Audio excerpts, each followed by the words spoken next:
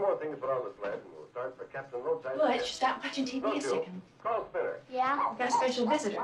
Spinner! Spinner!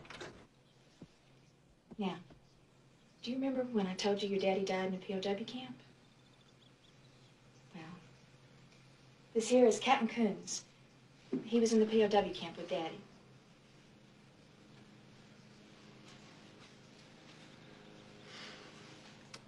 Hello, little man. Boy, I sure heard a bunch about you. See, I was a good friend of your dad's. We were in that Hanoi pit of hell together over 5 years. Hopefully, you'll never have to experience this yourself, but when two men are in a situation like me and your dad were for as long as we were, you take on certain responsibilities of the other. If it had been me who'd not made it, Major Coolidge, you'd be talking right now to my son, Jim. But the way it turned out, I'm talking to you. Butch, I got something for you.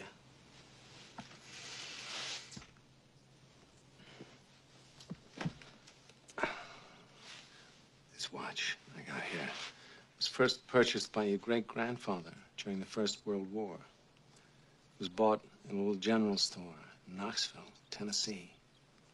Made by the first company to make wristwatches. Up till then, people just carried pocket watches. It was bought by Private Doughboy Ernie Coolidge on the day he set sail for Paris.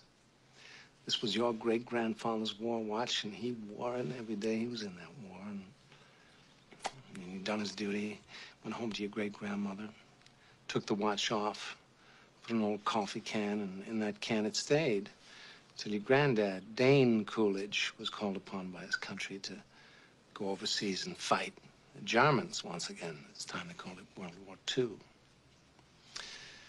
Great-grandfather gave this watch to your granddad for good luck. Unfortunately, Dane's luck wasn't as good as his old man's. Dane was a Marine, and he was killed, along with all the other Marines at the Battle of Wake Island. Granddad was facing death. He knew it.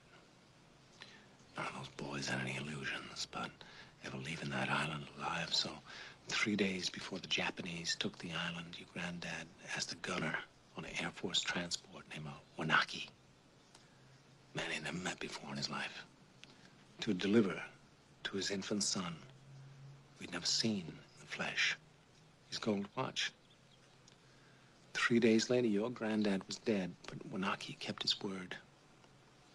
After the war was over, he paid a visit to your grandmother, delivering to your infant father his dad's gold watch. This watch.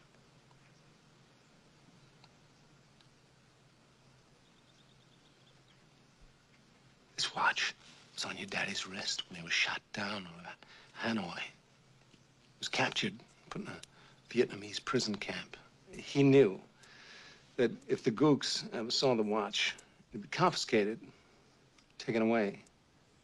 The way your dad looked at it, this watch was your birthright. You'd be damned if any slope's gonna put the greasy yellow hands on his boy's birthright, so he hid it. In one place he knew he could hide something, his ass.